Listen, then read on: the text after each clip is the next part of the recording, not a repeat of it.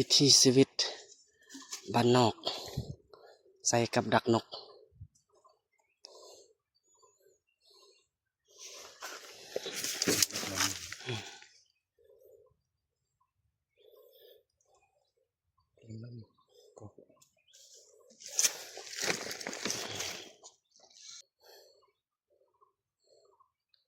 ไม่คือบ้านนี่เสียบได้นี่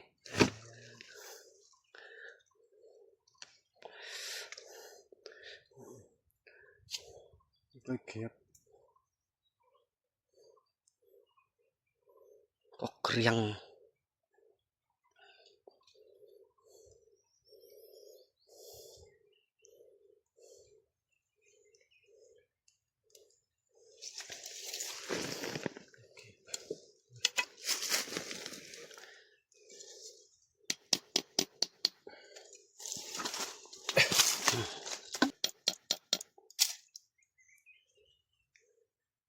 นั่นละมันหมดปลาทอดไปตัดเลย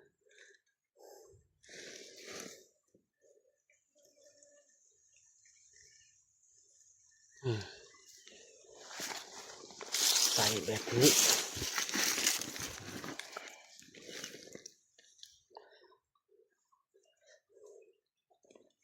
ขนาดปลายว่าให้คักเลยนะเลยเปรี้ยวกรอบ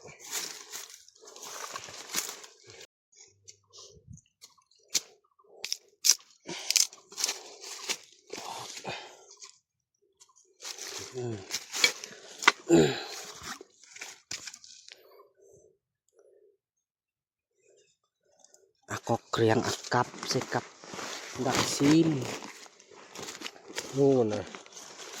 วันละคนเดียวนะ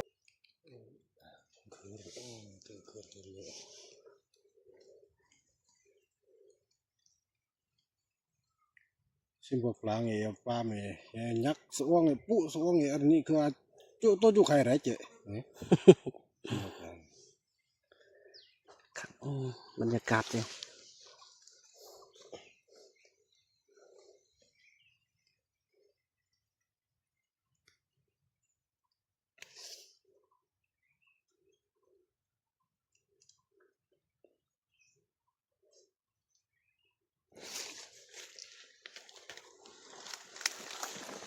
เฮ้ย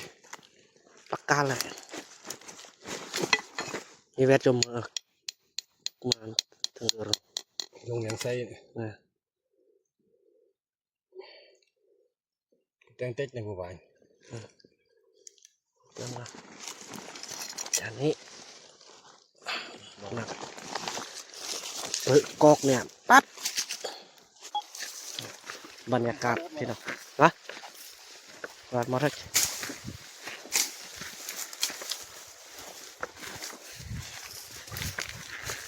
มันเมื่อมีเปลือกมันเคลียร์มีให้กินด้วย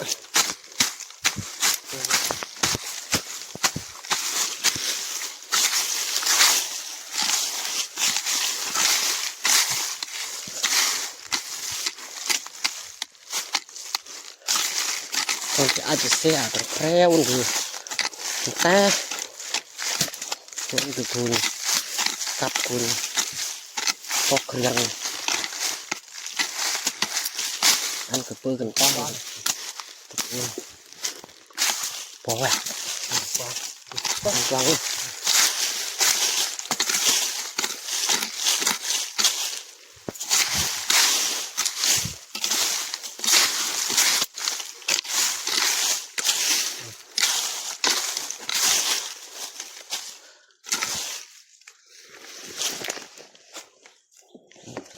ก่อนว่าสอง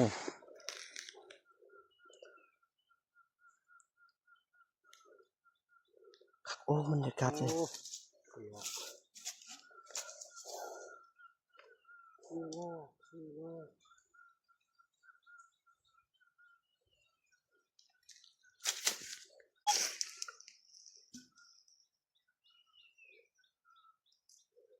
เป็นเยอะไม่เสียงสลอก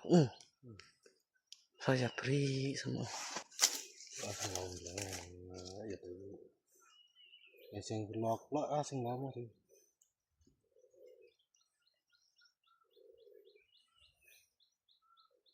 ยัดจะขี้เกินกว่าเราคิดวะ มาดึก มายัดจะขี้เกินเป็นยุ่งสมอง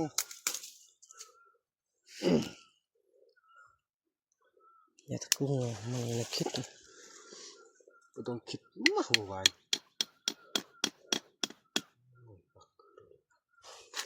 เป็นล้านเลยเอง ลูกเหนียวน้องกราบสอง อืม อยากกราบสอง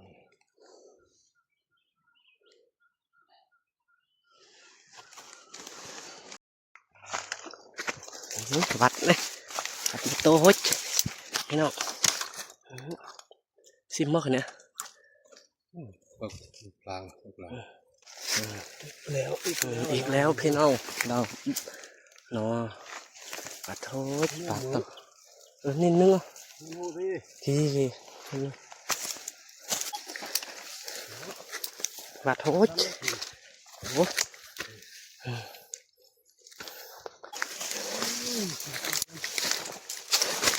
ผิดล้อไหล แล้ว โอ้ ดูดิเนี่ยตะนอ ลวดเห็นตัวน้อง ยักษ์ซะ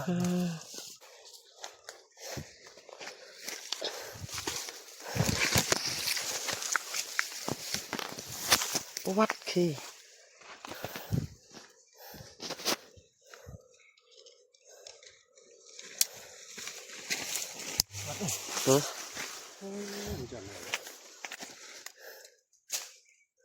จะคือวัดจะมือกล้าเนี่ยคุณผากับกล้าอันนี้นั่นบางทีเขาแก็บจะคือ ดึก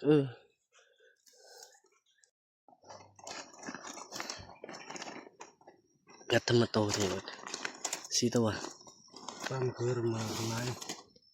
คุณลาบครับ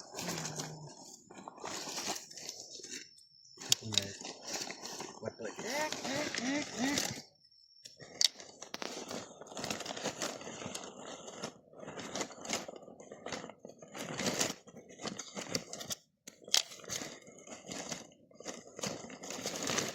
6 โต7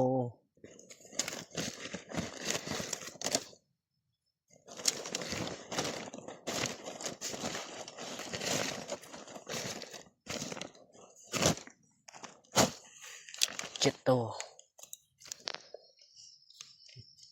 เยี่ยมชมว่าดิสมบัติ